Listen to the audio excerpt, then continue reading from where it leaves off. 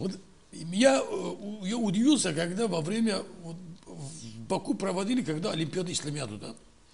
Тогда президент Азербайджана Ильхам Алиев Саудовскую Аравию объявил своим первоочередным союзником. Вот это наш первый, значит, очередной союзник. Самый главный кого? Саудовскую Аравию и Исламабад, и Пакистан. Я даже удивился. Он хоть понимает, что говорит?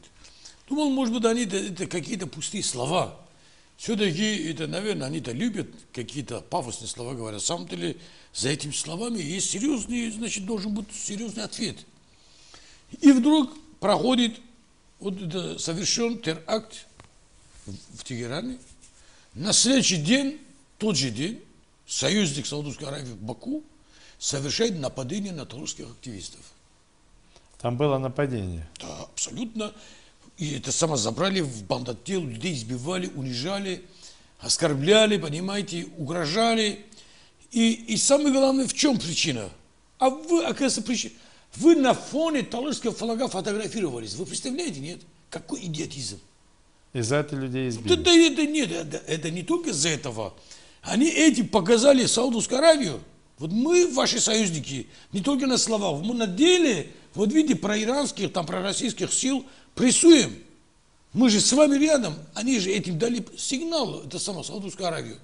Мало ли этого, в тот же день выходит в официальном сайте Азербайджанского министерства образования статья, что талыши, проживающие здесь на южном регионе, да, они даже талыши называют, южный регион, это рабы, они наши рабы.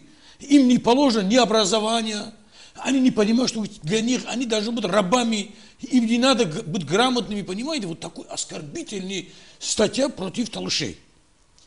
Это для чего? Вот вы считаете, кто-то, если могут считать, что это совпадение? Я думаю, нет.